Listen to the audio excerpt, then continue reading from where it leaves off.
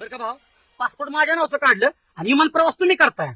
अध्यक्ष, तुम्हाला माहिती तिथं काय घडलं ते? विमानात भाऊ बसलं ना, तिथली हवाई सुंदरी भाऊवर लाईन मारत होती. अक्षरशः व्यतीत झाली भाऊला बघून. भाऊकडे बघून चिठ्ठी फेकली त्यांनी. भाऊला इंग्लिश मध्ये असल्यामुळे वाचा येईना. भाऊनी ती चिठ्ठी माझ्याकडे आणली, पण मला बी वाचा येईना. मी माझ्या मित्रांकडे दिली, म्हणलं वाचा ह्यात काय लिहले. तर ती हवाई सुंदरी भाऊला काय म्हणजे माहिती का, काय बघती भूतासारखा सारखा.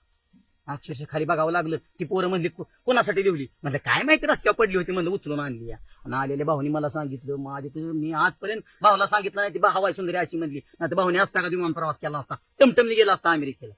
लय खतरनाक काम आहे. अध्यक्ष सांगा रामभाऊला शेती कशी करावी लागते. मी कालच सांगत होतो ना, पाटील साहेबांची शेती एक नंबर गावात. अहो असा टमाटा आहे ना, आता पैसे बघा ह्या टमाट्याचा. पाटील. पैसे हा रामभाऊ सारख्या प्रतिष्ठित बागायतदारासमोर टमाटामा बोलायचं नाही टमाट्यासारखं. हा. हो का? हा. ही तुमचा टोमॅटोचा प्लॉट आहे ना, हा. फक्त छाती इतकाय.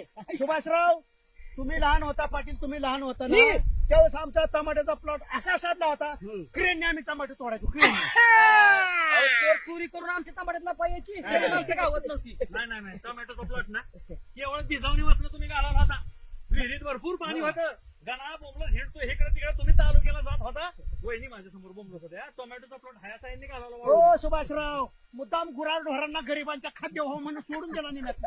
माहिती घ्या का? गेलं तिकडे पैलवान चालणी पण पाडतंय आणि इकडे तुमच्या शेतात पीक पडतंय. आणि काय तुमच्या दारात आले का 2 रुपये मागायला? आपण नका काढू. रामभाऊ ऐका, मला सांगा. हो पाटील, सगळी तयारी झाली का उद्यापाठीची? ए सध्या कुठे गेला? हा, बोला. हा, सध्या इकडे इकडे हे बघ, आपल्याकडे पार्टी आहे, हुरडा पार्टी बलदेव पाटलाच्या आपल्या शेतामध्ये. तर गुड भेंडी, फलाना, मालदांडी आणि लसणाची चटणी, आखटी बिकटी तयार आहे ना सगळं? सगळी अरे हे झोपल्या. अरे गावऱ्या रे.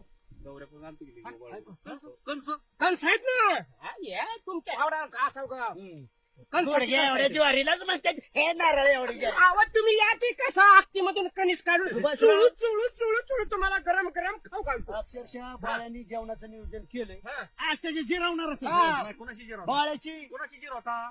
माझ्याकडनं 5,000 रुपये घेऊन पळालं.